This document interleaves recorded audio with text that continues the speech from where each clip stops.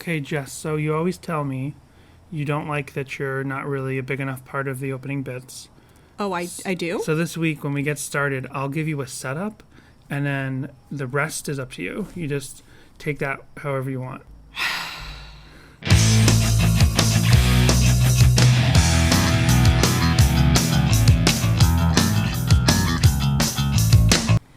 Hello, everyone, and welcome to Sadie Hawkins Pod. A very intimate and up close Sadie Hawkins pod. Yes. We're recording this week from Sadie Hawkins Pod South.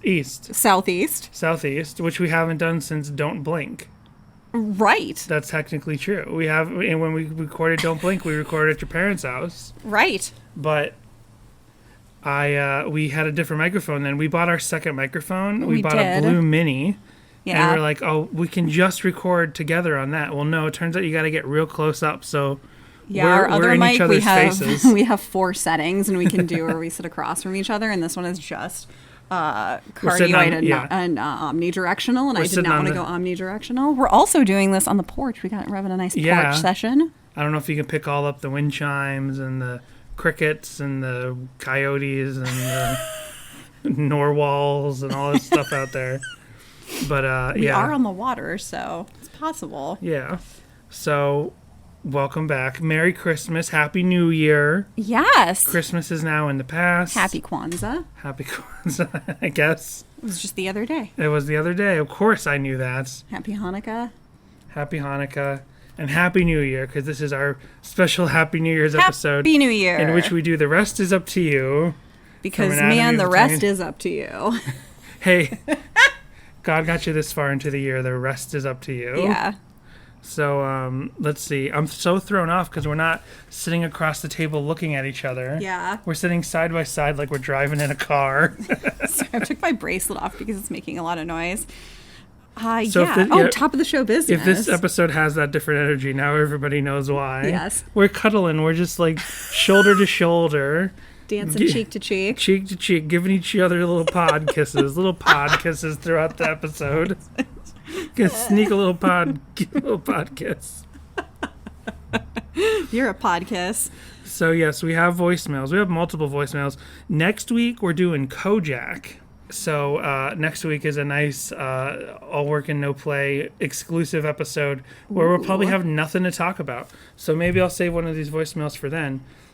We have 2 voicemails from Brady and another voicemail from Daniel. I don't think that one's for us. It says, "Hi, Larry." Hi, Larry. This is Brady Sullivan. That's our new nickname. Everyone's nicknames is based off of whatever Google Voice decides they said. So now we're the Larrys. Please, no. No. I get that all the time. When people are like, what's your last name? And I say Leary. And they're like, Larry? Whenever I'm at a doctor's office, they always are like, Mrs. Larry. And I'm like, it's Leary. The thing is, it happens to Jessica a lot more than it happens to me. It only happens to me like a handful of times, any given year, like 1 or 2 times. But it happens to Jessica all the time. Yeah, and I went from one last name that was, okay, I understand that my maiden name is difficult to pronounce. It's an uncommon last name. So I get that it's kind of like people get it wrong sometimes. But like Leary, it's so a very easy. Common it's name. So common. If we went to Ireland, everybody would know your name. Oh, yes. It's Jessica Leary. I've been working on my Irish accent. You were doing this earlier. What were you doing this? We drove past a trash heap that had very green grass on it, and I said, "Oh, it's the rolling hills of Dublin, covered in trash, filled with people's tossed away food." I was gonna say something really dirty. So I held back on that. So let's see. I guess we'll just play both voicemails. Here's the first, all 3 voicemails from these 2 people. Here's Brady's. Hi, Larry. This is Brady Sullivan. So in response to your Matt and Matt not being on tour, so the 2016, Matt Thiessen missed a couple shows, and his first show back was the Portland show that I was at, and we didn't even know if he was going to be there. And I saw him walking into the venue, and he talked to me for a couple minutes, which was really cool. Matt Hoops, I found out on another podcast interview, he quit touring for a spell during his divorce. The interview was on the Local Wave podcast, which I guess is like a Nashville podcast. So a lot of industry people on there. Merry Christmas, guys. Keep up the good work. And then Brady called back with this little coda to his voicemail. Hey guys, it's Brady again. An addendum to my last voicemail. Oh, I said coda. It was an addendum. Excuse me. It was an addendum. So when Thiessen was gone, while they were touring with Switchfoot in 2016, John Foreman took over singing duties.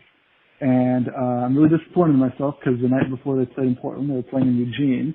And I could have made a drive down there if I took the day off from work to see Relient K featuring John Foreman, which would have been one of those once-in-a-lifetime things that I missed out on. But, yeah. So two things. One, I remember Brady either on our deathbed episode that he was on or in another time he called, told us about that. Because when, like last week we said, oh, there was a time Matt Thiessen wasn't singing for Relient K in 2016. It was Brady who told us the story at some point in the past. So there's that. The other thing that he said about John Foreman, like, subbed in for Matt Thiessen singing, I tried so hard to find YouTube footage of that, and I couldn't find it. And they played Portland twice. Like, they played it on both legs of the Searching for America tour or Looking for America tour. So I was like, I couldn't figure out which of these Portland shows is the one where he made it back. Man, I just want to know what John Foreman sounds like singing Relient K songs. Is he like Sadie Hawkins dance? That's what I really wanted to hear. In my khaki pants. I really want to hear John Foreman singing Crayons Can Melt on Us. I want to hear him singing May the Horse Be With You. And then the other thing you meant that Brady just mentioned, the Local Wave podcast. I've heard that podcast, that specific episode. Yeah. I don't remember that detail that Brady took from it, but I referenced that podcast for many episodes after I listened to it because there's a lot of good Relient K tidbits in that Local Wave Matt Hoops episode. I love a good tidbit. Yes. That's a David Lynch reference. That's a very inside joke. Who cares? I mean, it's what he calls, what's her name? Laura Dern. Laura Dern. That's his nickname for Laura Dern. But we have a whole inside joke thing about how David Lynch gives nicknames to everybody. That's the other day, Danny was like, oh, because I changed my Twitter bio to say mentally dating David Lynch. And Danny got upset by that. And he's like, you're going to leave me for David Lynch and he's going to call you Biscuit. I name all my blonde women. That's what Danny did. I name all the blonde women in my life. This is Biscuit. She hosts a podcast with her husband. We'll take care of that guy. We both do terrible David Lynch impressions. Yes, we do. All you need to do is like a Midwest accent. That's really all it is. Moving on. Any other top of the show business? Oh, yeah, we have one more voicemail. One more voicemail from Daniel. So we won't play these next week because they're very timely to last week's podcast. This is Daniel calling, talking about the Santa Claus's Coming to Town. Hey guys, it's Daniel. I don't know how to say this, but boughs of holly is correct. It's not bogs of holly. Boughs is, in that context, is spelled B-O-U-G-H-S. The G-H is like silent, like it's probably an Irish word, like the name Monahan or something. Oh yes, that's how we pronounce it. Boughs of holly. Daniel's right. I have to be very loud when I do my Irish accent, and we're on the porch right now. But, hey, fair enough. I also did not really remember that, like, clause is spelled with an E on the Decknall Hall's version. I did have that, but I don't know if I still have my copy of that or if it got lost at some point. Anyway, yeah, have a good one. Yeah, so I feel like I think we figured out, like, oh, maybe the spelling and the pronunciation are different. I mean, what Daniel pointed out is it's probably like an Irish thing, and I didn't think of it in that sense. So that makes sense. You know what I'm saying? Or did you actually say? I don't know when we said bogs of holly. We said in the whole episode because it kind of sounds like it's written. Bows. It is bows. It's written in the song. You remember last week anymore? No. Who's going to remember a week ago? A lot has happened since last week. Danny, do I ever remember last week? Because we always thought it was like boughs of holly, meaning BOW, but it's spelled bogs of holly. I never. And thought in a lot of covers, people pronounced it bogs. I guess. And we were like, is it bogs? Has it always been bogs? And it turned out it was always spelled bogs, but it's pronounced bows of holly. But, you think bows, about bows. Bows. Well, whatever. I was going to swear, but I'm like, oh, then I just have to click over to the bleep button. It's just more work later. Yeah, we don't have a dump button on this mic. That's the one at home. Right. I think we figured out after the podcast, like, it is pronounced differently than it's spelled, and it's spelled bogs or bogs, whatever, But I was also thinking, like, is this like a goatee hook thing, like a goatee hook thing, like how goatee is fish, means fish. You ever heard? The band Goatee Hook. You see me wearing my Goatee Hook I've seen shirt. your shirt. GHOTI. It's not the same spelling as the silent GH in boughs of holly, but goatee means fish. It's like cough is spelled with a GH. Yeah, cough. Oh, there you go. Yeah. Okay. So Santa Claus is summertime. Another thing that Daniel gave me some guff for was in the Discord group, which, want to remind people, you can sign up for the Sadie Hawkins Pod Discord group. You just have to DM us personally. We're part of the Pizza Posers family of Discord pages for many different punk podcasts. Nice. That exists, and we're on there, and Daniel's on there. And on our group, I was like, oh, I realized that, and I didn't get this term right because he explained what it is. It's like I realized they interpolated some of the melody of Santa Claus is Coming to Town into Santa Claus is Thumbing to Town, and we forgot to mention that. And Daniel was like, where? When was that? I don't know what you're talking about.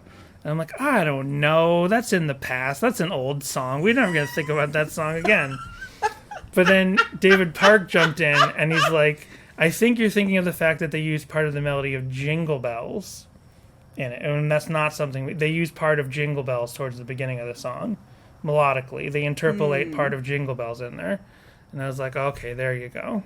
Is interpolate actually a word? Yeah, it's when you, like, use a portion of an existing song on purpose. It's like sampling but playing it for yourself. Gotcha. I guess a big interpolation that I know of would be... I don't remember the name of the song anymore, but the big song off of Nimrod by Green Day. I don't know the name of either song. Hitchin' a Ride. I had to look it up. The song Hitchin' a Ride by Green Day, like, uses Stray Cat Strut. But it's not a sample because they're playing it, and it's not a cover of Stray Cat Strut because it's Hitchin' a Ride, but they purposefully use Stray Cat Strut. Could they get sued for that? No, they used it on purpose. The same way you use a sample, you pay for it. Oh, you like get a writing credit and you Gotcha. pay for it. You license Right it. Jessica's distracted because right now our computers are sitting side by side, and I gave someone at my work the like login to like log onto my computer so they can fix my Word and my Excel. Nice. So Jessica was like looking over my shoulder like, what's the deal over there? Your computer's moving itself. I actually wasn't. I was just staring off into the middle distance. All right. Well.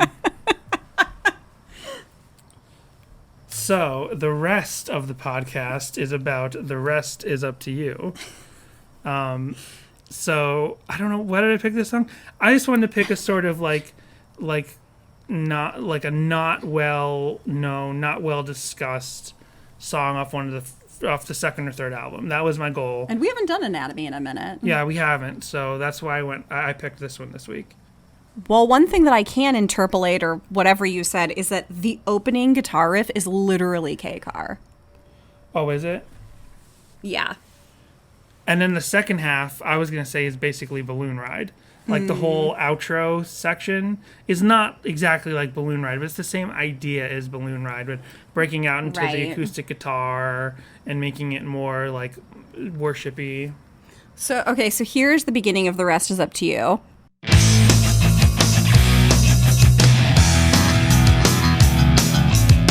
And here's K-Car.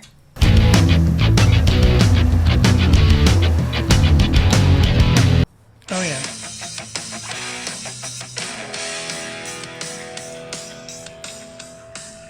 Okay, yeah. Yeah, I definitely hear that. This is well treaded upon ground. Yeah.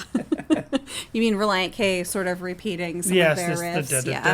Yeah. And that, yeah. This song kind of feels like an early foray into pop punk for them. Right. They have lyrically in the beginning, which we'll get into, but it definitely feels like the first part is that like seemingly typical pop punk bad boyfriend theme. Yeah, because the whole thing about this song is that the first like 2/3 section, the faster section, not before it gets into the little balloon ride worshipy section at the end. It's so abstract. Like I pretty much never had any idea what he was singing about. Yeah. Aside from the fact that once it gets into the slower worship part, it's like, clearly he's singing here about basically witnessing about Christ and trying to get someone to believe in Jesus. So I guess the whole song's about that. And this is that very, very uncommon character.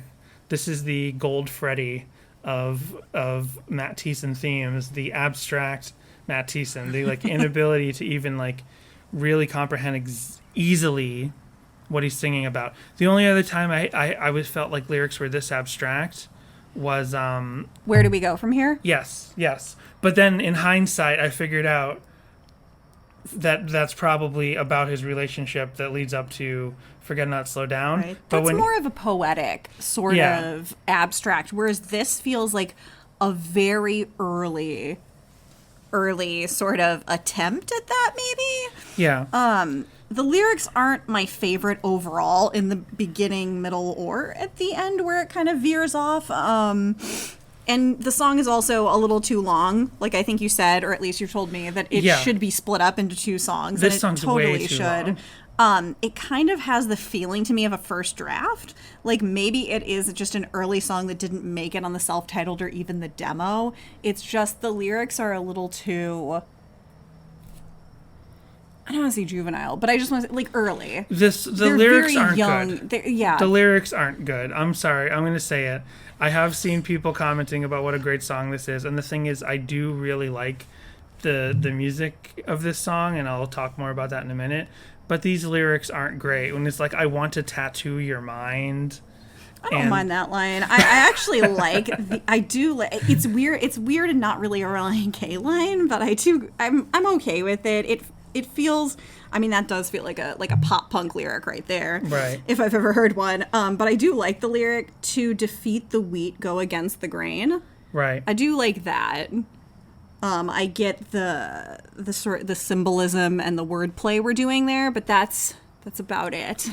But like some of these, this is like one of the ultimate mixed metaphor songs. So he's like, to defeat the wheat. I'm going to have to skip around a little bit. I'm just picking them out. But he's like, to defeat the wheat, go against the grain. And then very quickly after that, he says, your mentors become your tormentor. Give him the money, but is it for rent? Or will it get burnt?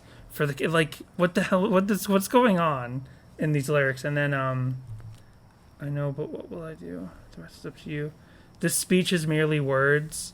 It's even worse because it rhymes. Like, I'm like, these feel like fragments of another song that were being put together. These feel like fragment lyrics. Like, these are what were left on the table after they wrote most of the rest of this album. Yeah. But again, I actually kind of like this song, but I'm just not crazy about the lyrics. In the second half, when it's just clearly about, like, give up to Jesus and believe in him and stuff, it's like, okay, well, now I understand what's going on, and it's almost like we have a thread, we have a concept of what's actually going on. But the whole beginning part with all these mixed metaphors, and then I know Matt Thiessen and Relient K, like, using these fun, goofy, like, little metaphors are things that happen all the time, but the totally out of whack, like, not lining up in terms of how each one flows together doesn't work in this song for me at all. It just doesn't flow. No. Yeah. And I actually, because I was sort of jarred by this song, I did an extra deep dive trying to figure out if there was any play on a Mark Twain quote here because of that first line, but I turned up nothing. No, it's just like a non sequitur. It's just... Oh, okay. No, I always just assumed... I assume this whole song is basically non sequiturs. Now that I think about it, now that you make me think of it in that term. But the first opening line about I was about to quote Mark Twain and I realized it's all in vain. Like, I just assumed that is non sequitur to the rest of the song, and it's basically like a very complicated, verbose way of saying I was about to try to say something clever to get into your mind, but I realize there's no point. You know what I mean? Right. Like when you want to say words to get an idea into someone's head and it's just not working out and you're just not expressing your thoughts clearly. Well, it's because those words are not enough. Well, that's a whole nother song. That's a much better song. That's a much better song. Is that the song that I have here? Same album, though. That's okay. No, that's not that song then. Because I was going to say, while you mentioned that, and it confused me because so many of Relient K's titles feel very samey to me. I've talked about that in the past. Falling Out. So I basically feel like this is but I love Falling Out. I feel like so good. I feel like this is a failed first attempt at an idea of a song that Falling Out fully successfully completed. And basically, when I hear this song, throwing away the I'm not talking about like the message of the song. I'm talking about the idea of the type of song that Relient K wanted to write here. I feel like this is basically, let's do a worship song in a skate punk style, because it has this very crunchy, not crunchy, but it has this very chunky, no effects like bass line, right? It has this very like lagwag. I don't know if David Ketch can tell us if it's lagwagony, but I'm just thinking like Fat Records, chunky bass line that carries it through at this like mid-tempo skate punk feel, but it's really at its bones a worship song. And then they like nail home, yes, this is a worship song by slowing it down at the end and making it clearly a worship song. But I think this song overall fails, whereas I think Falling Out did that exact same idea of let's do a skate punk song that is actually a worship song. Like the text is that it's a skate punk song and the subtext is it's a worship song. Like, can we take the trappings of a skate punk song but put it into the framework of a worship song? Falling Out took that idea and totally succeeded, and this song I think took that idea and failed. Yeah, this definitely feels skate punky. That's why I said so. Both the first part of the lyrics lyrically, and also just musically, this does feel like they're sort of dipping a toe in the waters of pop punk, right? Like just trying to be like, oh. And we said that earlier, yeah. But just in case this is someone's favorite Relient K song, we haven't mentioned it before. We're resistant to the idea of calling Relient K a pop punk band, right, until a point. We don't think their first 3 or so albums are really pop punk albums. They're pop rock albums with a little faster pace. Yeah, once you get to and especially you're in pop Five punk Score, territory, but... you get into pop punk territory. Although, like going back to what we're going to be talking about next week, All Work and No Play, the demo, where it was clear. April, hello April. Because we're on the porch, we locked April inside, and she's like, "What? I've been locked out of it. Have I been fired? Have I been furloughed? We were giving you the night off. Yeah. We were giving you the night off. She's watching us. She's given up. Now she's smelling the tree. She's given up. She's given up slowly. She's smelling the ornaments. Yeah. So I don't remember what I was talking about because April totally distracted me. She is a terrible engineer. She yeah. really is. So yeah, this song is way too long. That's another thing, is this song does not need to be this long. As worship songs go, like, they're usually very long. They're long. This is over 4 minutes, completely But only unnecessary. 1 minute of this song is a worship song, and that's the last minute. But I think the secret is that the first part is also a worship song. It's just hiding as a that's what I was talking about. That's what I was talking about before April distracted me. So the demo is basically like, especially with Matt Thiessen's fake British accent, it's like they're and punk rock for the casual set or whatever it says, into punk rock for the business minded. I don't remember, whatever it says inside the demo. Right. Like, they were trying to be a pop punk skate punk band, and they were trying to get on Tooth and Nail Records, and then they got signed to Goatee, and they're like, oh, I guess we can pull back on the skate punk aspect for these first couple of albums. I think that's, but then with this song, I think we're like, well, let's try doing that NoFX bass, and let's try to do a worship song as a skate punk song. So this feels like further proof to me that this was a very early song. Yeah. That just didn't make it onto the self-titled, didn't make it onto the demo, was shelved until here. I feel like this song should have been shelved. I feel like this is like not a fully formed song. Right. I feel like this is the kind of song that turns up in another band, kind of turns up on their like cut songs later on. Like, there are songs on the Let It Happen MXPX B-side collection that were supposed to be on the album Life in General, but they're not up to snuff with the rest of Life in General. I'm not talking about the demos at the end. I'm talking about, I don't remember the names of the songs, but there's a couple songs in the middle of Life in General that were written for, a couple of songs in the middle of Let It Happen that were written for Life in General that were cut totally and never turned up until Let It Happen at all in any form. And like, they knew to cut those songs. So I feel like this is a song that should have been cut and then like maybe turned up on like Burden the B-Sides 2 or something. Right. Agreed. Yeah. And the other thing is, like, in terms of how long the song is, it's like either too long or it's too slow. And I'm not talking about the last minute.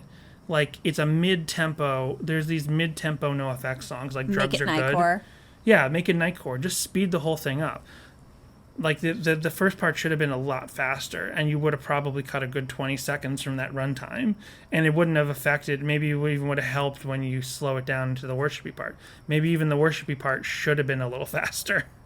Maybe the worshipy part, my total complete theory is, not theory, my opinion is that the little worshipy outro part should have been either cut from the song entirely, and it should have ended on like a slow, sustained chunky bass just going off into the distance, or you cut this song and make it like Benediction 2. You make this song like, this is Benediction Part 2. Absolutely. And make it a whole separate song on the album. And you could do that. You could even make it like a This Is the End type thing, where it's actually clearly the same song, or the way Away in the Manger goes directly into I Celebrate the Day. You could make it clearly like there's no clear cut in the tracks, but just still have them separated on the CD tracks. But if they had done that, we would have been still talking about both songs today, because that's the way we do it on this podcast.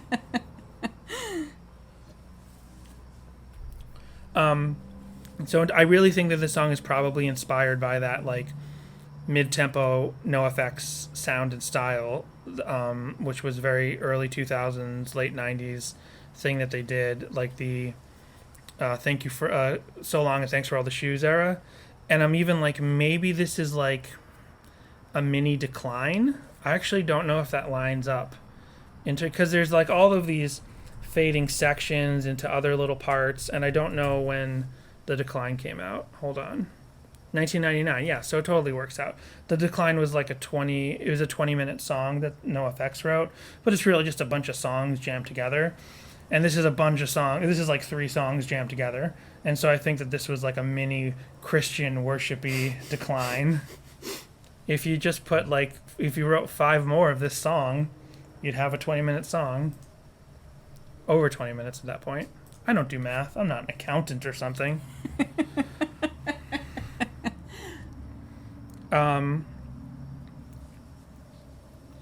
So what we could talk about, last thing, and then we'll get into the break. I just saw Jessica about to be like, well, could take our break. Is that what I saw you about to do? Yes.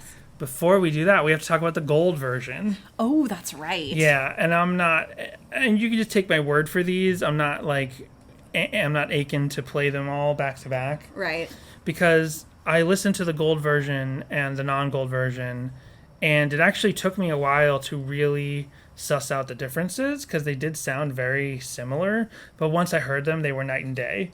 So first of all, in the non-gold version, that bass is so natural. Yeah, because that's what they did. They really boosted the bass in the gold version. That's like the first thing they did. But what they did is, but in this one, because the bass is like the lead instrument in a way, they smoothed it out. It's like they put one of those high definition filters, that's meant to take the grain out of film, but then it also takes the pores off of skin because that AI doesn't know the difference between pores on skin and grain in film. They basically smoothed out the bass. So in the original mix, it was much warmer and more natural. You could actually hear the fingers. You could hear the slides of the fingers across the chords. What do you call it in bass? I don't know. Are the chords in bass? No, like when the finger positions. Like as the finger positions changed on the bass guitar, you could hear the fingers affecting the strings. You could almost hear the pickups and the strings hitting the pickups. But they smoothed that sound out on the gold thing. So they're not even errors. They sounded cool. They sounded real, and it makes it sound like an actual skate punk band to hear that sound of like the pickups vibrating against the strings vibrating against the pickups. But they put some sort of compression on it that smoothed that out and made it much less human. It was so much more human, and they took that out. Another thing is they put a compressor on Matt Thiessen's vocals for the whole song that make his vocals sound much wetter. Like there's a slight reverb on it, but it also makes it so that like it sounds like he's talking like this a little bit. It sounds like he's got big braces in his face like me. You know what I mean? Like it and it's not natural. It's just some sort of weird. It's got that Z sound, like that weird Z sound that like Billy Joe Armstrong has the Z sound, or sometimes Michael Bublé has a Z sound. Right. That just kind of like it puts the Z sound on everything. So undeniably, the non-gold version is way better. And again, the gold version is the only version on all the streaming sites nowadays. Apple Music and Spotify, it's just the gold version. And another thing that's pretty obvious between the gold and the non-gold is when the song kind of breaks down a little bit and it's just the guitar going dut, dut, dut, dut, dut, and Thiessen goes, the rest is up to you. And then there's that like telephony sounding backup Matt Thiessen that goes, the rest is up to you. And it's coming through like a filter. Yeah. Like the filter, it's hard to tell if there's a difference. There's a difference, but it's hard to tell which is better. So that's the one we'll play back. Here's the non-gold like telephone filter Matt Thiessen backup singer.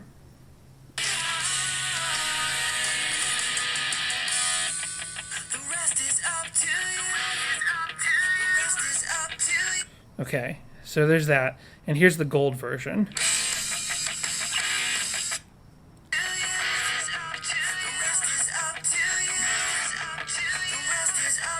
Can you tell the difference? Yeah, they duplicate it. There's an echo in there. Yeah, and I think that's just in general about how much wetter they made the vocal sound in the gold version.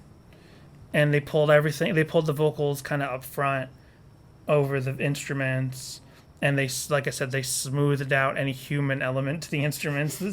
This is in every way the special edition of Relient. And this is we should petition for them to put the despecialized editions out on Spotify and Apple Music. There should be an Anatomy of Tongue-in-Cheek platinum version where it's just, first of all, they make a third mix. And then they also release all three mixes together. Sorry, I just took a big gulp of my tea and you made me laugh. That's nice. I can still make you laugh after 30 years. And we'll be right back after this break. If you enjoy Sadie Hawkins Pod, please rate and review us on Apple Podcasts. And you can interact with the show. Call our voicemail line, 402-95-SADIE, and we'll play it on a future show. You can send an email to sadiehawkinspod@gmail.com and visit our Instagram and Twitter, which are both @sadiehawkinspod. We also have merch up at our TeePublic store, where you can get a shirt, a mug, stickers, and more. Just in time for Halloween, or for after Halloween, depending on when you're listening to this, is our little Sheep Boy shirt design, based on the cover of the original Creepy EP. We also want to thank our patrons over at patreon.com/sadiehawkinspod. Brady, David, Tucker, This Might Be a Podcast, Owen, Jimmy Eat Pod, Roxanne, Samantha, Helen, Michael, and Connor. You can sign up to our Patreon for bonus episodes and exclusive merch. And if you have a special someone in your life, think of giving them the gift of Sadie Hawkins Pod. And we're back with a very short deep dive. Oh, okay. So first of all, we have song meanings and stupid song meanings. It made me click because I was just trying to exit because the ad was so big. It was over too much of the page, and it made me click on some creepy anime porn site. And I didn't have my VPN on at the time, and so song meanings and I are not on the best of terms right now. Oh no. So you'll like this one, Danny. 18 years ago, Skankin' Ska Girl said, "I'm not really sure what this song is about, but I think it might have something to do with having an abusive boyfriend or something along those lines. See? Like when he says, 'I know what he did to you, but there's only so much one can do. The rest is up to you.'" Yeah, I guess there was a lot more in the lyrics we didn't get into, but I just want to pause on that for a second. That in terms of like, is there more to read about what she said first? Yes. Okay, let's finish what she's saying and I'll remember what I want to say. Skankin' Ska Girl goes on to say, "Most victims of abusive boyfriends say things like, 'He didn't mean it, he's all tore up about it, he's really sorry,' but there is only so much you can do for that person. The rest is up to the victim to leave her abusive partner or something. I'm not really sure, but when I studied the lyrics, that's what I came up with." So, one thing I was thinking that I didn't put to words was that this, aside from the fact that this is not Matt Thiessen's best lyrics by far, by half, this is also a common Relient K theme of Christian song trying to pretend it's not a Christian song. Like the first half, the rockin' mid-tempo skate punk section is so abstract you really can't tell that it's Christian, right? Mm-hmm. And it's not until they slow it down and break it down then you're like, okay, this is a worship song. This is most likely about witnessing and testifying to someone to become a believer in Christ, right? So it's like, but it does this job very poorly. It's not like songs on and Five Score where they sound like they can be about relationships or they can be about mental health, but then there's also, you can read into it the spiritual aspect or the Christian point of view on it. Like both points are valid. This song is so puzzling because I hear a song meaning like that and I'm like, yeah, that first half, it could absolutely be about dealing with an abusive relationship. Because he says like the tormentor becomes your, or the mentor becomes your tormentor. Your tormentor. Yeah. Which I always thought of the Dementors when I heard that lyric from Harry Potter. All the oars. Yeah. So it's like, well, what's he specifically singing about there? I guess he's just singing about some vague person's problems that he's trying to lead them to Christ because of, maybe. But it's like so vague and abstract that it's hard to get a beat on. Metalhead for God said, "I never quite got this song, but Ska Girl is probably right. Any other views?" And then Bad News said, "Ska Girl could be right because I got no other points." Even song meanings are stumped on this one. And then 15 years ago, Faithful1_7 said, "He's talking about being hurt in general, especially by someone you're close to. Your mentor has become your tormentor. And now the person is hurt and stressed." I think Matt's saying that he's tried to explain to this person what they need in their life, but there's only so much one can do. And now the person has to decide on their own if they're going to turn to Christ or not. He's begging the person to give their problems to Christ, and he's explaining just how great God is and what he can do for us. It's a great song. Yeah, that's basically that's the conclusion I more or less have been able to come to. But again, it's couched in this like this Relient K form, which is not perfected here, of not trying to seem like a Christian song, but then dropping it on you. When that's not where Relient K became good at. Relient K became great at singing a song that sounds like a universally understood theme that when you dig a little deeper also has parallels to Christian thought. This is just like oil and water. This is just like one whole thing and then just baiting you in. It almost sounds like the way people don't like Christians, of like, you don't really care about my problems, you just want to save me because you want like a notch on your belt for bringing someone to Christ or whatever. That's the way some people would see being witnessed to, you know what I mean? Instead of like coming at it from like, I actually care about you and I want you to become saved and I want you to turn to the Lord because I found that helps me with my life and that could help you with your life as well. This song doesn't present it in that kind of like understanding way. It seems to just be like, hey, you got problems, turn to Christ. It's not like, hey, you got problems, like I want to be your friend and I want to help you with them, and maybe through my example you'll learn to turn to Christ. It doesn't, that this song doesn't come off in the better way of those two. Yeah. Then I have, and this is actually, I have just a general band kind of review. It has nothing to do with the song, but it popped up in my deep dive, so I'm going to read it anyway. It's from Five Score Era. It's from westward.com, and it's just called Relient K by Michael Roberts from April 19th, 2007, posted at 4 a.m. For members of the original hardcore generation, the concept of polite punk is oxymoronic in the extreme, on par with family-friendly heavy metal and hip-hop done the Aaron Carter way. For listeners young enough to be free of historical hang-ups, however, the stuff offered by Relient K, currently touring with May and Sherwood, isn't contradictory in the slightest. The Canton, Ohio quintet sprang from the late 90s Christian punk movement. Heathens need not apply. And on 7 years ago, their best-selling new disc, the players hardly renounced their origins. Amid the sweet melodies, cushy hooks, and warm harmonies of Must Have Done Something Right. And the rest of the ditties are lines like Thank You God for Giving Me the Insight and Devastation and Reform, and even Deathbed, a wannabe rock opera, leaves a Jesus-y aftertaste. These elements are likely to appall listeners who like their punk with a hefty serving of nihilism, but the little churchgoers understand. What? The little churchgoers. It sounds like a Rackets and Drapes song. The little churchgoers. It's like, we're spooky, but we love the Lord. So yeah, I just thought that was an interesting, short little article. Kind of weird. Yeah, that's very strange. Then, I was so excited because this is the first time that we popped up in one of my deep dives. Oh my gosh.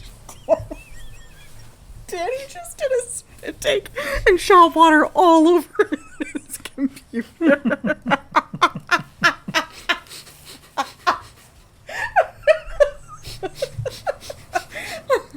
What's ridiculous is that you were with me when I said earlier that this came up. But I forgot. I really forgot.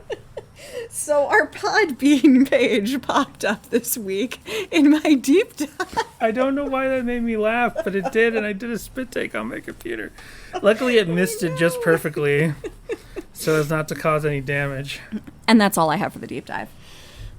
Cool. Well, now the rest is up to me.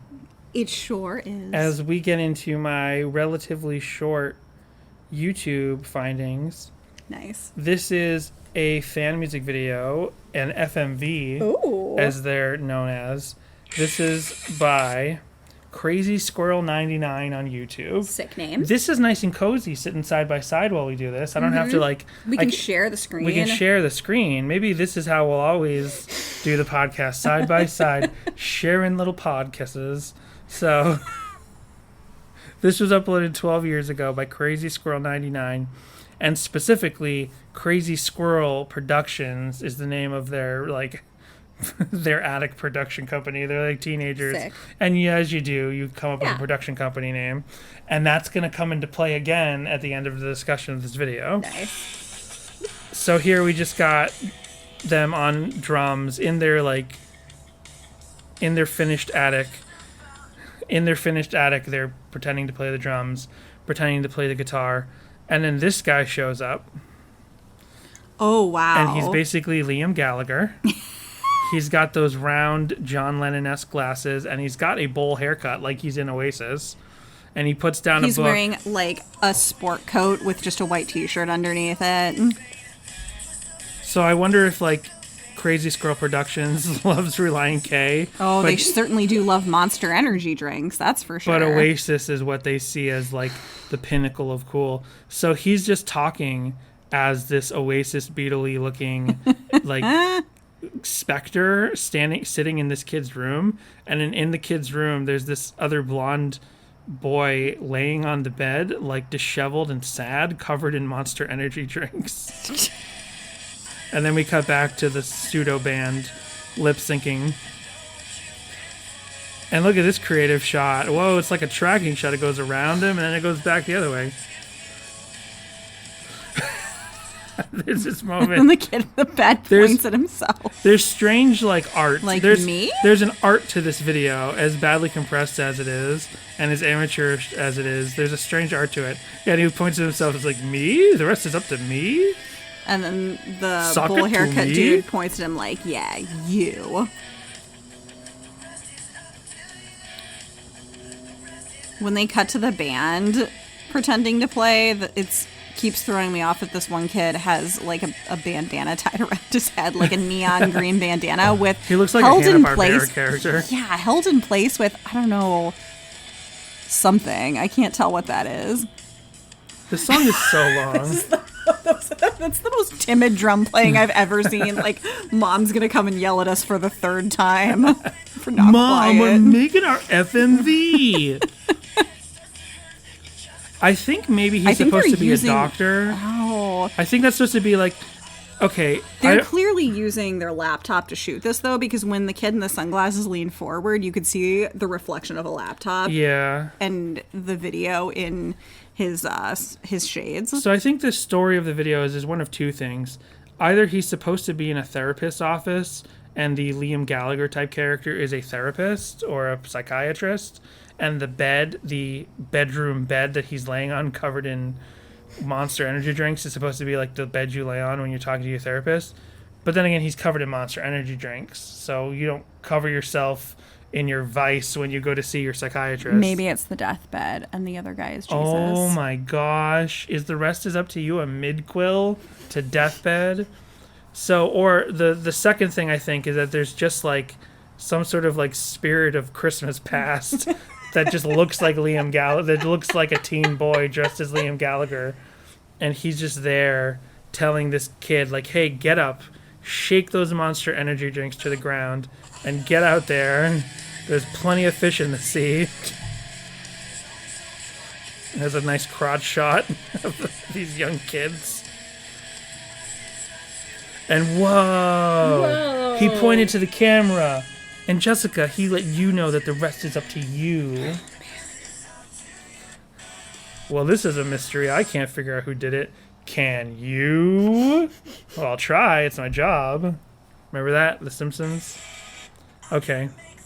So then he stands the guy up and is like, hey, come on. The rest is up to you. So I don't know if they're like... Oh, I was hoping he would like take him to a church in the end or something, or like just stand him in front of like a cross hanging in their mom's craft room or something. Right. Maybe it's supposed to be, but these kids, you know what? I made the joke last week that all of these teen FMVs don't get their location permits and they don't have their proper 12-hour turnaround, and they're not union. They're not even like paying their, not paying SAG or anything. Right. Crazy Squirrel Productions is a proper production company, so they're not just going to get out there and try to sneak a shot out of a church. Like they probably, you're right. Good point. And if you don't believe me, okay, now they walk outside. So Liam Gallagher and the red-shirted boy walk outside, and the rest was up to them. But in case you thought I was joking that they're a real production company, well, first of all, they got credits, editing, psychiatrist. It's all by Fritz Grigsby. Oh, you know what? and answered the question. The credit said psychiatrist was played by Friggs Grisby. So he was a psychiatrist. And then Logan well, Grisby then why was he covered in... Oh, he's the patient. Maybe he made a house call. Maybe. I was like, you wouldn't go to the psychiatrist, open 5 cans of Monster, chug them right there, and then cover yourself on them with them on the psychiatrist's couch. But ready? Oh, no, not yet. Fritz Grigsby does not sound like a real name. They should and just it's call a themselves mouthful. the Grigsby brothers. Yeah, there's 4 of them. Grigsby brothers. Now check it out. It's a real production company. Stop. They got an amazing production logo. No. Look at this. Why is it a moldy purple squirrel? I think it's supposed to be space rocks inside of a giant squirrel emblem. It's supposed to be asteroids inside of a giant squirrel. So a giant space squirrel, like a vector space squirrel, just slowly went across the camera, positioned itself in the center of the frame, and it said Crazy Squirrel Productions. Wow. That's a production company logo that's almost as epic as Tommy Wiseau's Wiseau Films.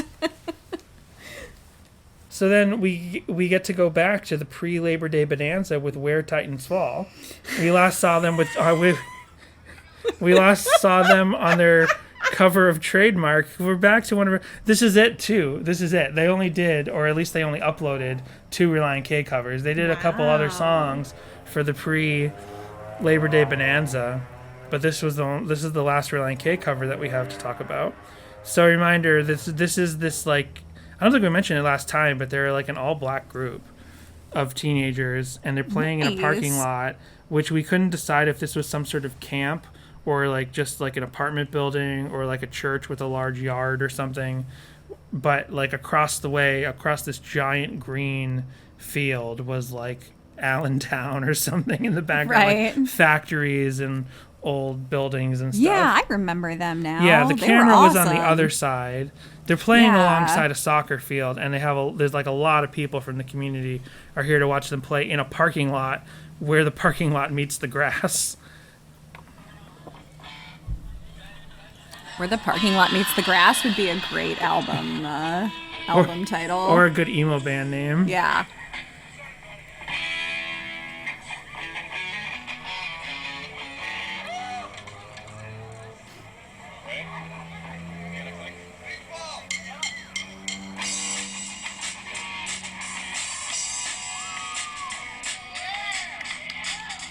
The crowd knows what they're playing.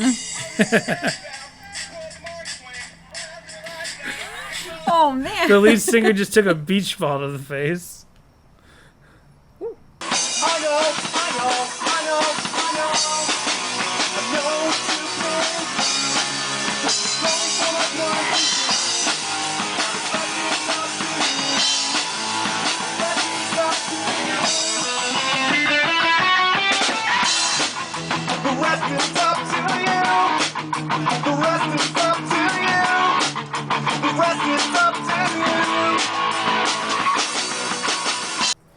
So there's that. Then we can skip ahead to where they slow it down. Again, like, oh, this is where I realized, because I was running out of time before we had to record. So I was like, let me watch this at 1.5 speed, which doesn't count as Nightcore because you need to pitch it up for Nightcore. But just listening to it at 1.5 speed, this cover, I'm like, this song on the original album should have been faster than it was. Yeah. I can't make and I can't tattoo your mind.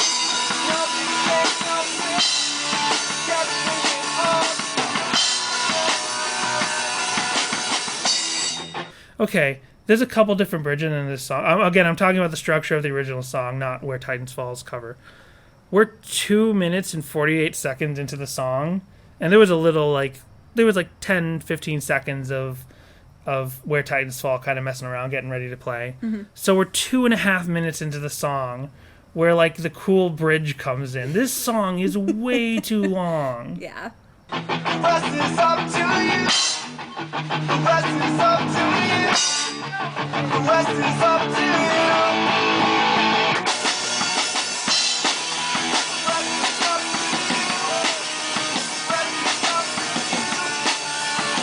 And I'm just trying to get into the actual worshipy section, see what they did there.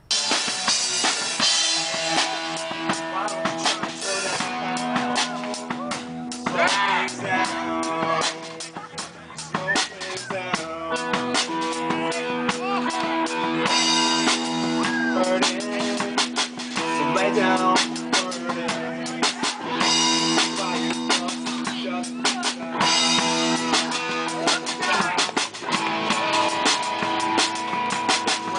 Just This lead singer actually has a great like pop punk voice. Yeah. He's really good. They're doing their best with this section, but this section of the song, it's just like, it's not a good enough, it's a good enough skate punk song, but it's not a good enough worship song. Right, yeah. Like, they perfected this strange formula with Fallen Out, but here it's just not working. Like, here what they really needed to do was like a twinkly Midwest emo, like post-hardcore thing. Like, forget the I'm talking about the original song again.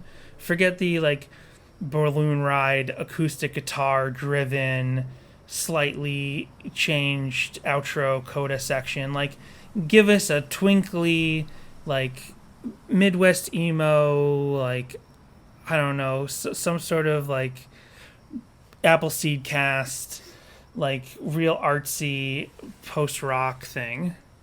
Sure. So then there's a Signe Blandford, and again, rest in peace, Lakeisha Kruger. Oh, yeah. We barely knew ye. Her channel's gone.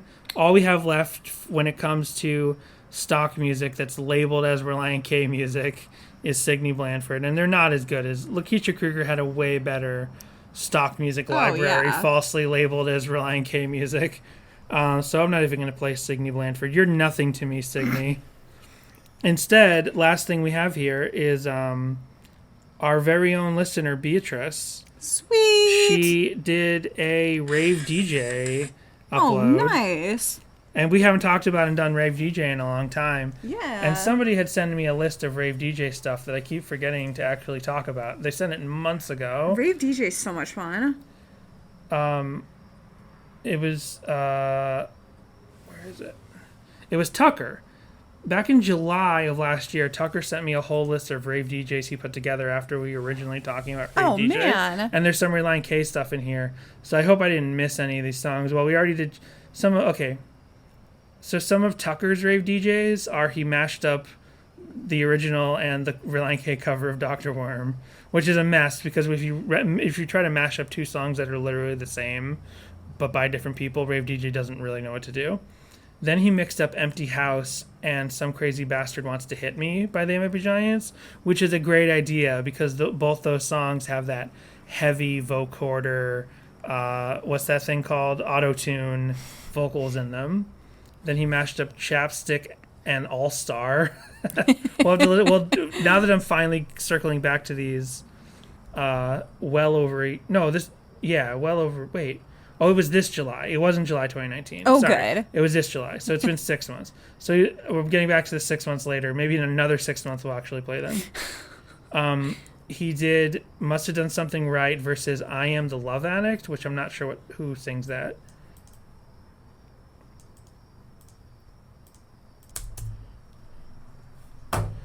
I don't know who sings that. It's not telling me. I just Googled it. And then he did Balloon Ride and Levitate, which I, again, don't know.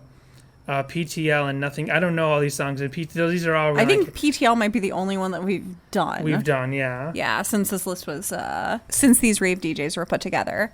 So we'll have to remember to come back to these when we do those songs. But for now, here is Beatrice's mashup of The Current Joys is the name of the artist that she mashed up, and Televisions is the name of the song that she mashed up with The Rest Is Up to You. But there's only so much one can do.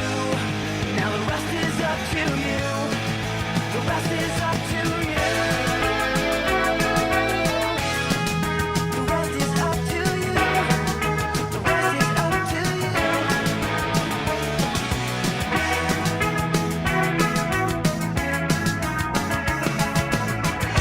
Mentors become the tormentor, giving the money, but is it for rent or? So her own comment here is, this is currently the weirdest mashup I've ever made, but I think it kind of works towards the end. Hope you like it. I like it so far. I think Yeah. it's great. Oh, it gives us a 2.5 minute version of the song, so that's nice. Nice. Yeah, because I noticed it was there was definitely some pitched up stuff going on with this Oh, it's song. sped Yeah. up. It's sped up. The rest is up to you. And sure. it makes it so much nicer. Yeah. So here's the last 50 seconds of this mashup. Ain't no trick.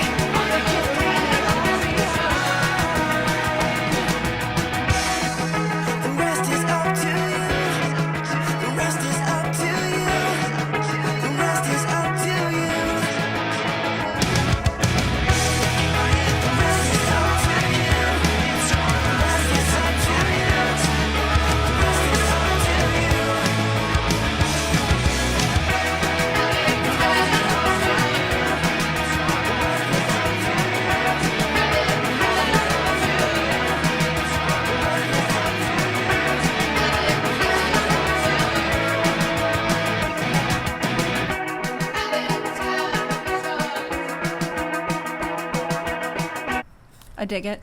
You dig it? You like that version more, better, or the same as the regular version? More, better, or the same? Definitely more better. Wait.